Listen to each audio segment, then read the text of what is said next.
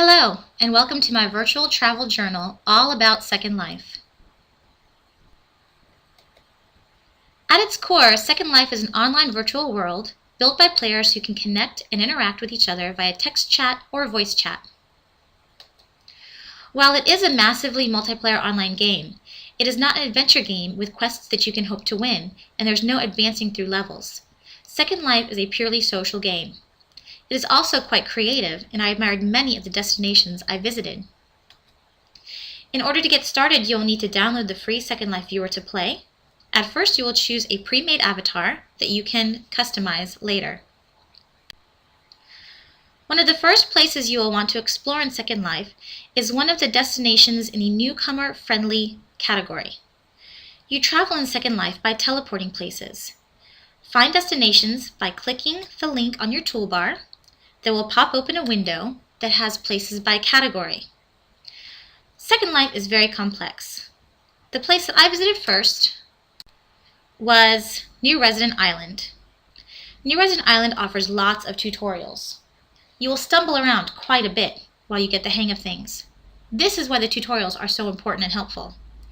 On New Resident Island, volunteers are, I guess, sometimes available to help you, but on this day, I was on my own.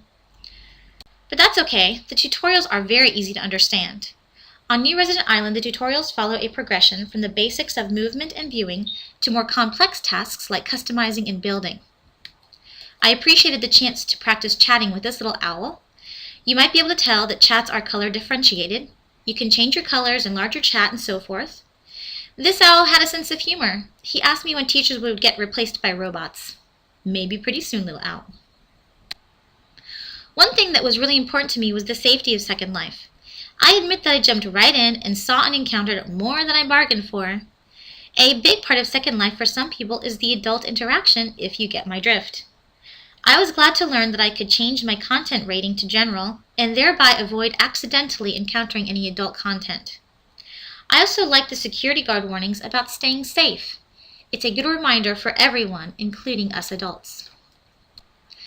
I explored lots of regions in Second Life, but since my focus was on the educator side of things, I tried to find interesting virtual destinations that had famous landmarks. Moscow's Red Square was the most successful to me. I got to go to Lenin's tomb.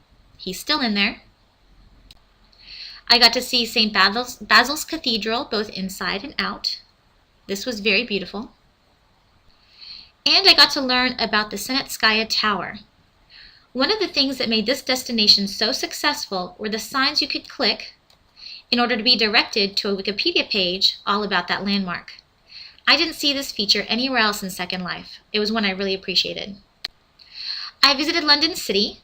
I wanted to point out in London City that there are world maps in each destination that you can click and teleport anywhere in that location.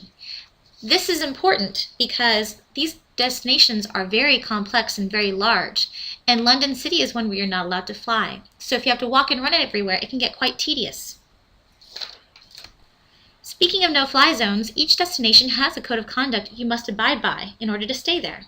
For example, France tells you to save your drama for your mama, and New Berlin is G-rated. This sign kept flipping back and forth between German and English. I really thought I caught it when it was in English, but that's okay because you can tell right here, number 8 says no sexy time. I got to see St. Basil's Cathedral both inside and out. This was very beautiful.